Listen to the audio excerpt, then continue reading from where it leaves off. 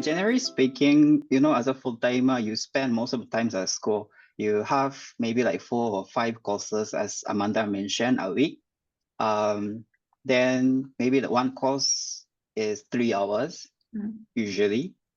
So like from the morning to afternoon or from the afternoon to evening, your schedule might be occupied at least like 3 days a week. Okay. But as a part-timer, actually more or less similar, I would say, because you have this flexibility to choose how many courses you would take a week actually. And if you're a part-timer, it's just that you have you are allowed to stay in Singapore, because of this visa and all that, right? So you could have a lot more time to spend to finish all the courses.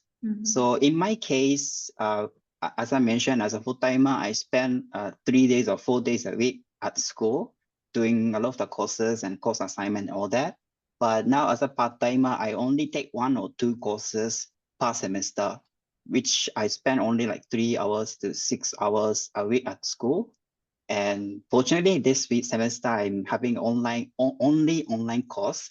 So I work from home, I study from home as well, and I'm enjoying the full flexibility of this time. Across the industry, or as Uncle mentioned, there is some of the non-professional clubs like Sandbox Club or Sports and Wellness and all that. But I was a part of the marketing club, so we tried to invite the actual industry speakers from the companies or even outside of Singapore, and ask them to talk about the industry trend, their experiences at those companies or career development, or what kind of skills the students need to have to get into the industry and all that.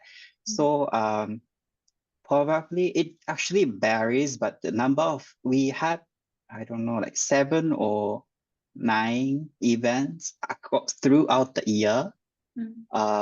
Some of the case we visited the TikTok, its headquarter in Singapore. The other cases, we just invited the speakers to the school, and we had the events at the school, inviting the other students, or sometimes we also got the Master of Science, the students, because they are the specialization in marketing. So we had a good time for them to interact with each other, in between the students also, between the students and the speakers. And sometimes we also got the professor to come over to share their experiences and all that. It actually depends on the club members, how they organize all those things. So actually this journey of job hunting should vary for, across the people or the students. But in my case, I started applying for full-time jobs as well as an internship from September. I mean, like we joined the program, or we came to Singapore in August, right? So right after I started applying all those things, I actually experienced a lot of tough times, being ghosted by many companies. They don't really reply to my messages or my applications, all that, because probably just because due to the competitive labor market in Singapore, and also the difficulties of getting working visa as a foreigner. But I kept trying, I kept trying. And I also actually shifted from applying for some of the roles that I was not doing prior to MBA, but I was interested a bit, like let's say marketing, because I'm from the sales strategy background, right?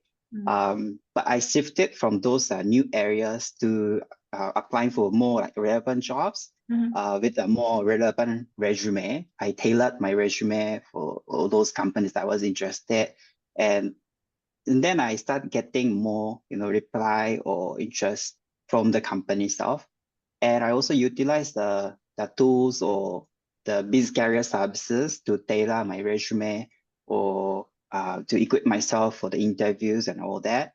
And mostly I actually apply for those jobs through the LinkedIn. So I would not say like the biz career replace a job or internship for me in my case, but there are a lot of cases for the other peers of my other of the students around me. But in my case, I just did it myself. And I just fortunate to finally get a full-time job after like 8 months or so in Singapore. I'd say I tried my best. I tried a lot of things, but I was also lucky to get this job because at that time, the Zoom was looking for someone who can speak Japanese and English at the same time because they want someone to manage the Japan as well as the other of the APAC teams.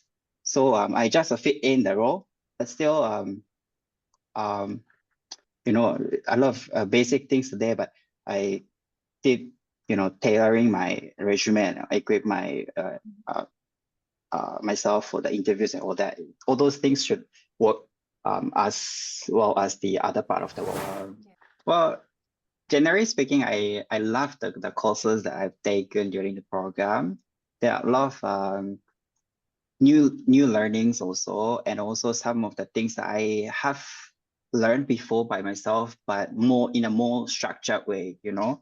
So I'm from the sales strategy background. I did a bit of business analytics, but I'm not properly trained in that field actually. I picked up by myself.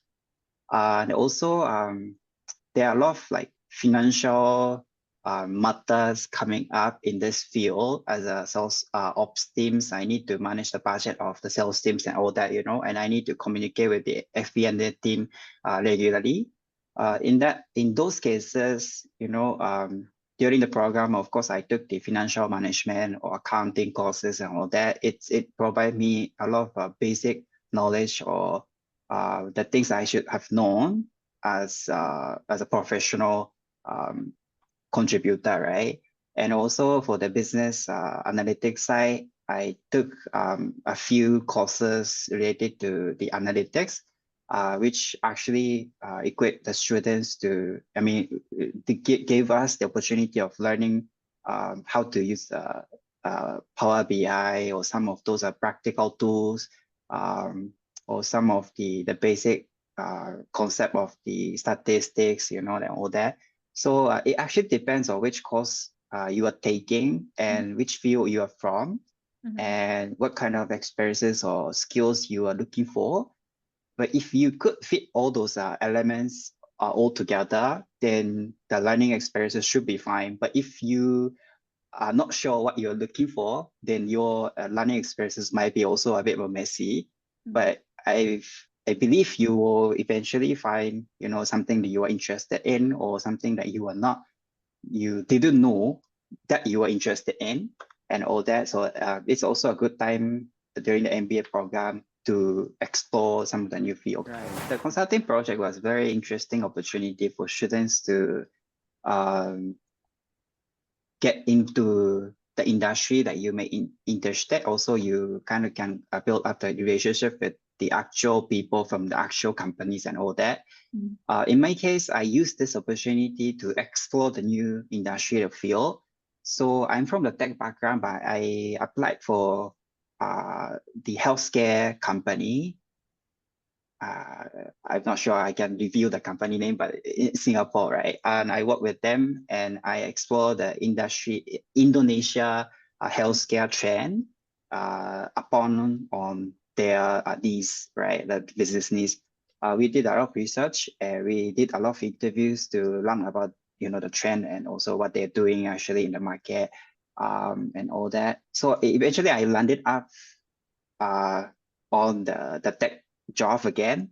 So I'm not practically using the knowledge that I picked up from, you know, the research findings from this consulting project, but it just turned out during the consulting project, maybe the healthcare is not my field, you know. So in that sense, I was interested, but I could just discard this random or spontaneous idea, which is, I believe, very good for me to, you know, take a right path for my future.